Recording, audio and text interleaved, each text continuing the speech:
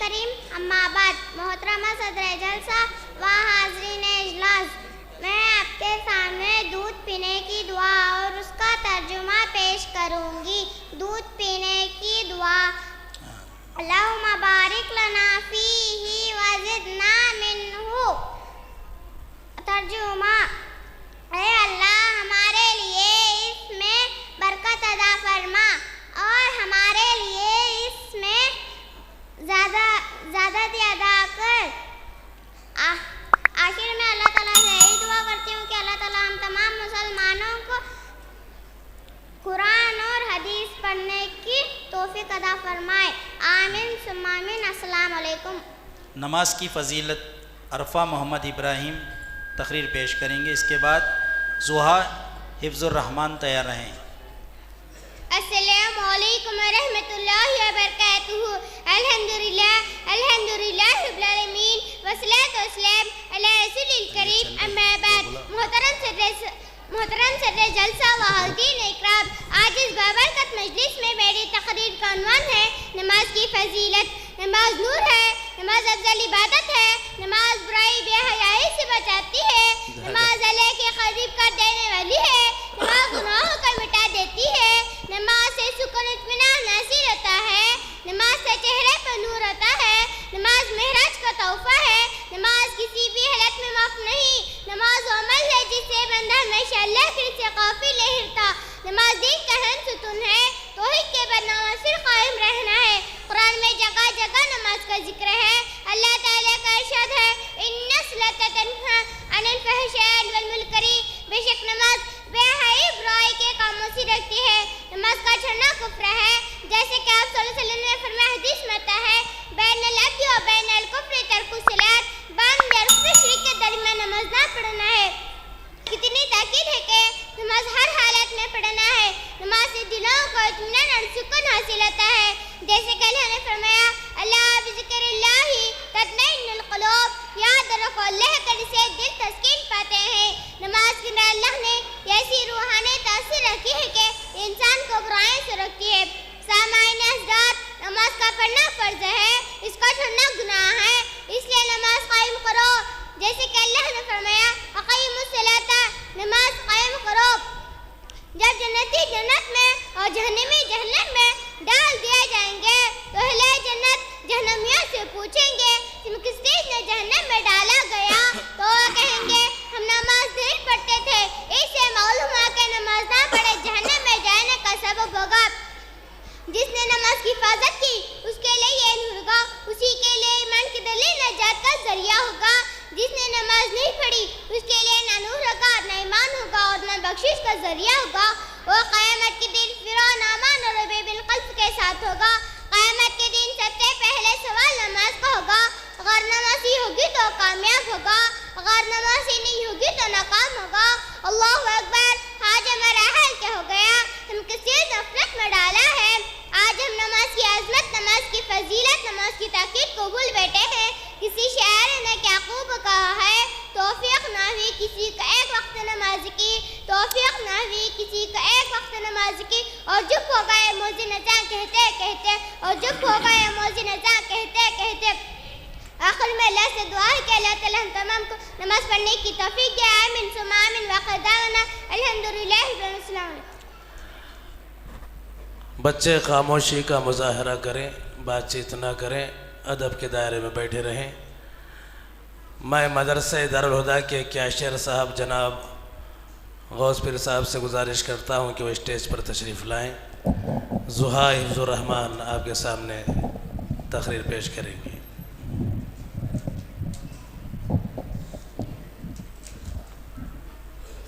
अस्सलामु अलैकुम रहमतुल्लाहि व बरकातुहू। नहमदुहू व नसल्ली अला रसूलिल करीम। अम्मा बाद। मोहतरम सदर जलसा व हाज़रीन इजलास, आज इस जलसे में मेरी तकरीर का उन्वान है सलाम मोहब्बत का पैगाम। अल्लाह ताला फरमाता है, फ़इज़ा तक़ुल्तुम बुयूतन फसल्ली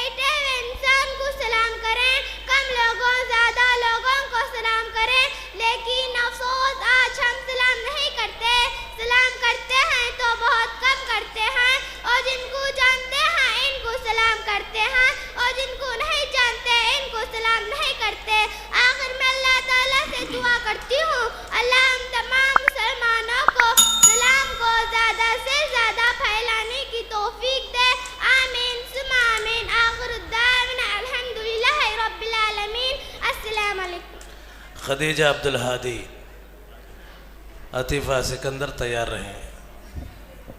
अतीफ़ा सिकंदर आगे आ जाओ। 15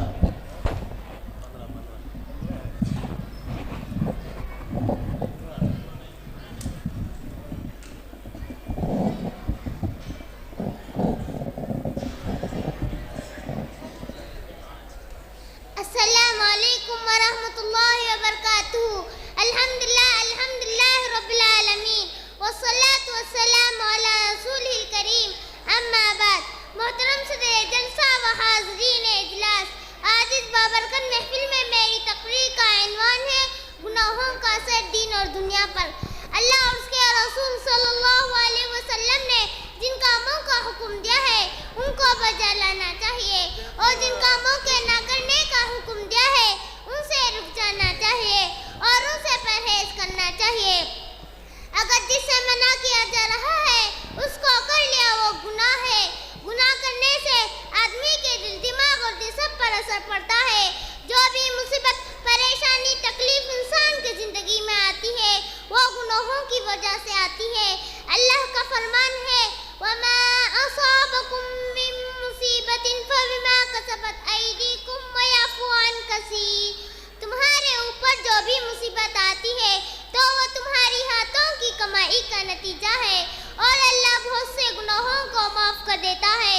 और दूसरी जगह पर अल्लाह ताला का इरशाद है, इन तजतनिबू कबाइर मा तुनहौना अन्हु नुकफ्फिर अन्कुम सय्यातिकुम व नुदखिलकुम मुदखलन करीमा। अगर तुम इन बड़े गुनाहों से बचे जिनसे तुमको रोका गया तो हम तुम्हारे गुनाहों को माफ कर देते हैं और तुमको अच्छी जगह पे दाखिल कर देंगे। अल्लामा इब्न क़य्यिम रहमतुल्लाह कहते हैं कि गुनाह लाज़मी तौर पर नुकसान पहुंचाती है। दिलों पर इनका असर ऐसे पड़ता है जैसे जहर का बदन पर। दुनिया और आखिरत में जितनी भी परेशानियां, मुसीबत आएंगी इनका सबब गुनाह ही होगा। हाज़रीन इजलास, आदम और हवा अलैहिस्सलाम का जन्नत निकलना गुनाह ही की वजह से हुआ था। इब्लीस गुनाह ही की वजह से अल्लाह की रहमत से दूर मलून करार दिया गया और हमेशा जहन्नम में करार दिया गया। नूह अलैहिस्सलाम की कौम पर पानी का अज़ाब आया। इन्होंने अपनी कौम को तौहीद की दावत दी, लेकिन इनकी कौम ईमान न लाई, गुनाहों में मुलव्वस रही तो उन पर अज़ाब आया। और इसी तरह कौम आद पर सख्त व तेज व तुंद हवा इनके गुनाहों की वजह से आई थी। कौम समूद पर ऐसी चीख आई थी जिसने इनके दिलों को फाड़ दिया था। कौम लूत की बस्तियों को आसमां तक उठा कर रख दिया गया था और उन पर पत्थरों की बारिश की गई थी। फिरौन और उसकी कौम को समंदर में डुबो दिया गया था। कारून अपना खजाना अहले वायाल समेत जमीन में धुसा दिए गए थे। यह अजाब इनके गुनाहों की वजह से आए थे और सफ़े हस्ती से मिटा दिए गए थे। याद रखो, अल्लाह ताला हर दौर में गुनाह करने वालों पर अजाब भेजा। आज दुनिया में जहाँ कहीं हम नजर दौड़ाएं गुनाह करने वालों को पाएंगे, हर गुनाह में मुलव्वस नजर आएंगे।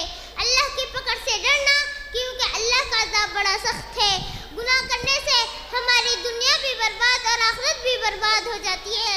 इसलिए गुनाहों से बचें और दूसरों को भी बचाएं। आज ज़रूरत इस बात की है कि हम कुरान और हदीस के मुताबिक ज़िंदगी गुजारें और गुनाहों से बचें। आखिर में अल्लाह ताला से दुआ करती हूँ कि अल्लाह ताला हम तमाम कुरान और हदीस पर अमल करने की तौफीक दे और गुनाहों से दूर रहने की तौफीक दे। आमीन सुम्मा आमीन। व आखिर दावाना अल्हम्दुलिल्लाहि रब्बिल आलमीन। वस्सलामु अलैकुम व रहमतुल्लाहि व बरकातुहू। अतीफ़ा सिकंदर, अफरा अबू बकर आ गया है। अस्सलामु अलैकुम व रहमतुल्लाहि व बरकातुहू।